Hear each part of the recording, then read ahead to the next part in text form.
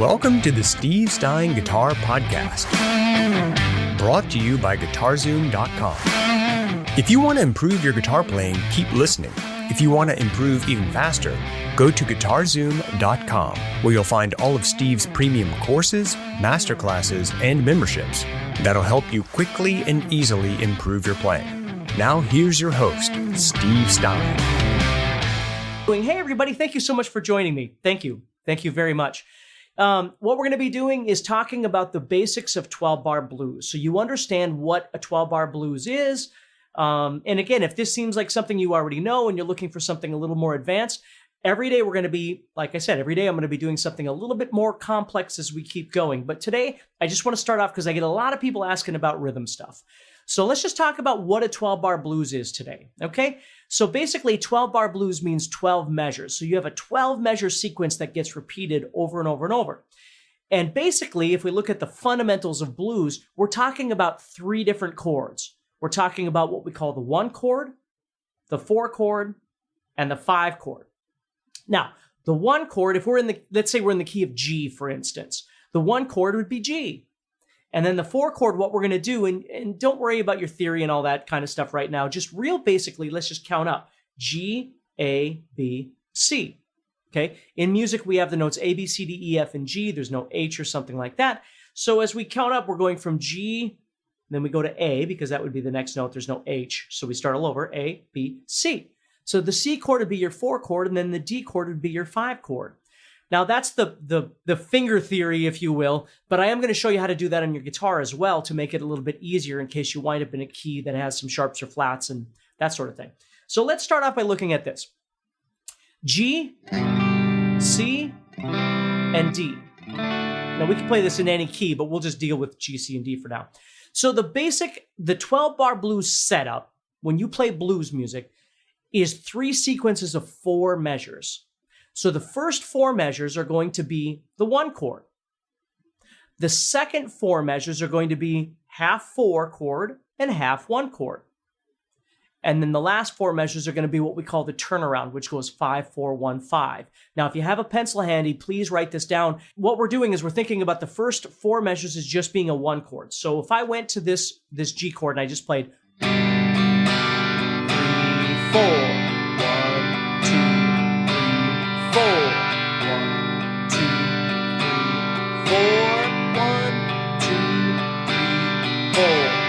Okay, then for the next 4 measures, I'm going to play 4 chord, 4 chord, 1 chord, 1 chord for those 4 measures. So now I'm going to do this. 1,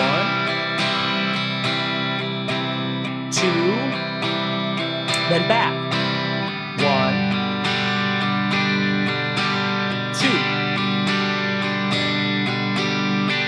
1, 2. So now we've gotten 8 measures into our 12-bar or 12-measure blues.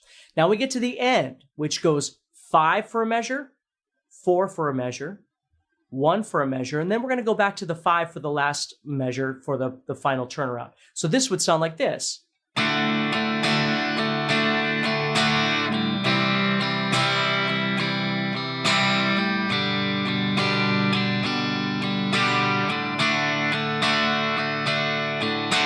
And then it would start all over again. So if you do have your guitar handy, and this is something that you've been trying to learn, or you're new to blues and you're trying to figure out the 12-bar blues, the big thing here is understanding that we're playing a sequence of chords.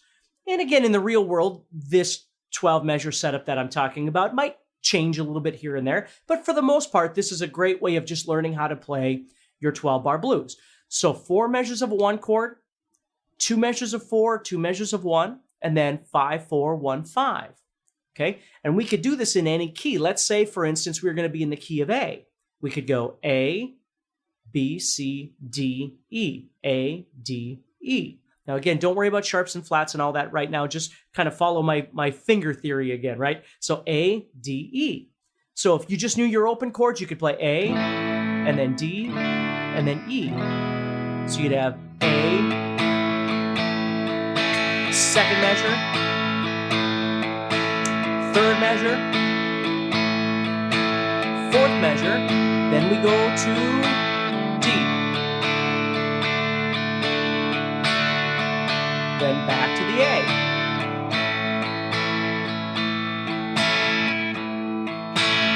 Here comes the turnaround. So we go to the 5, which is E, to the D, then back to the A, then E, and then we head back to the A again. If you're enjoying this episode and you'd like to support the podcast, go to GuitarZoom.com and consider becoming a premium member. There are 3 memberships to choose from. VIP, which gives you instant access to a library of short but powerful courses as well as new bite-sized lessons each month.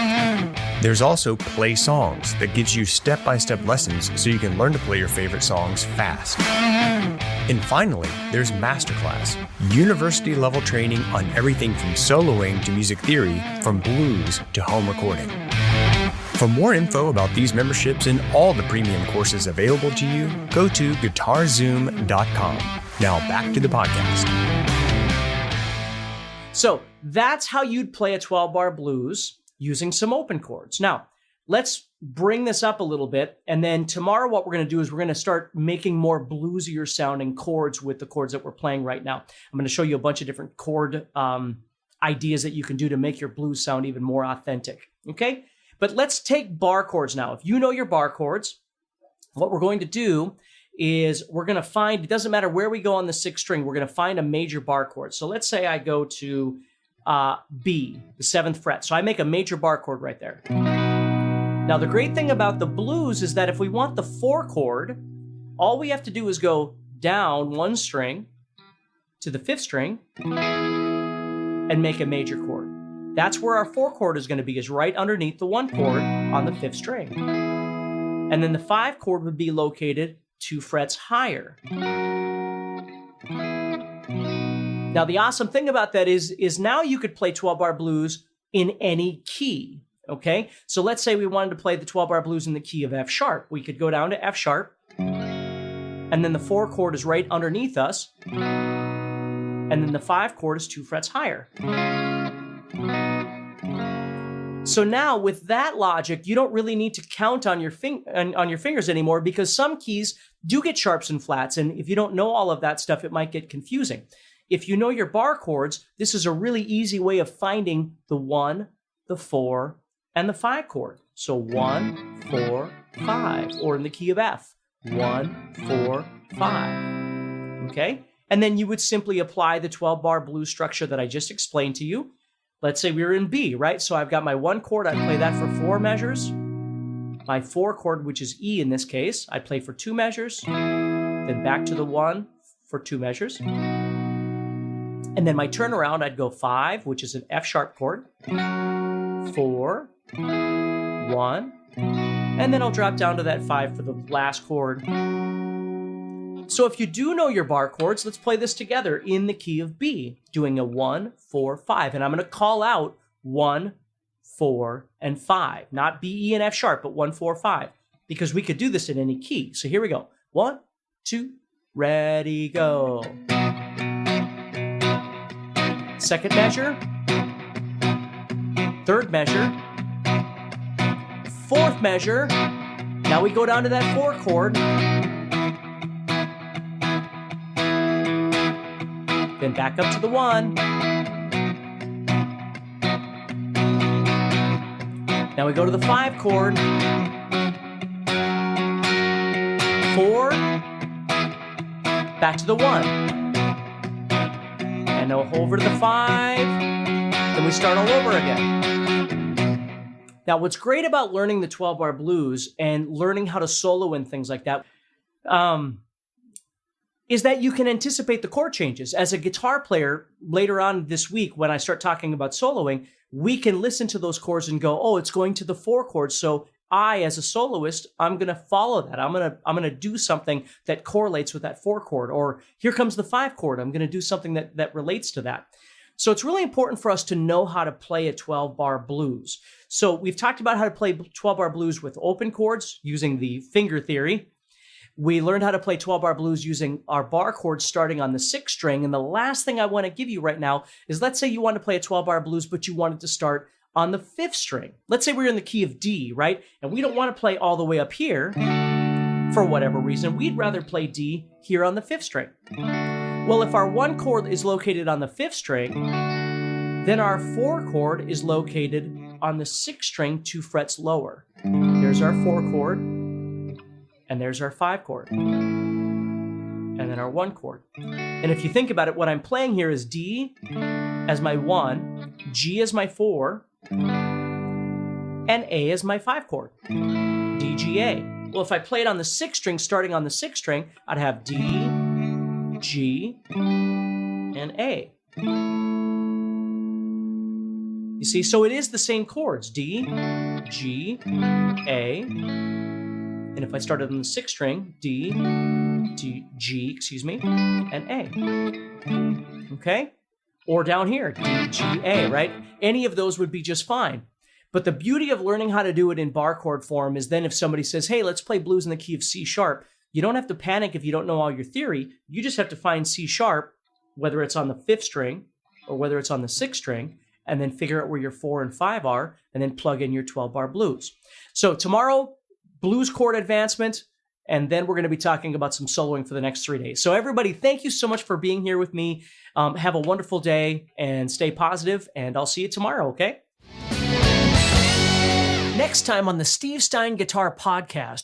So what we're going to do is we're going to convert all 3 of these chords into 7th chords. They're called dominant 7th chords. And again, I don't want to get into the theory of it right now on this because we only have a limited amount of time and I don't want to take too much of your time. But we're going to convert those into 7th chords and listen to how cool it sounds. So if I take this bar chord, this A major bar chord that I'm playing, and I take my pinky off, all of a sudden we get more of a bluesy sound as a result of that note right there.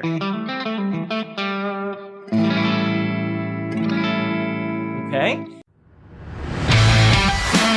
Hey, Steve Stine here from GuitarZoom.com, and thank you so much for listening to this podcast. If you enjoyed this episode, can I ask you a favor? Please subscribe, leave a review, and share it with a friend. Your feedback means more to me than you'll ever know. And be sure to check out my YouTube channels where you'll find over 1,000 videos to help you with your guitar playing. Thanks again for listening. Stay positive, keep playing, and keep having fun. If you'd like some help with your guitar playing but you're not sure how to get started, go to GuitarZoom.com and look for the Help Me Choose survey. By answering a few simple questions, you'll get Steve's personal recommendation of the perfect course for you. All this and more is available for you at GuitarZoom.com.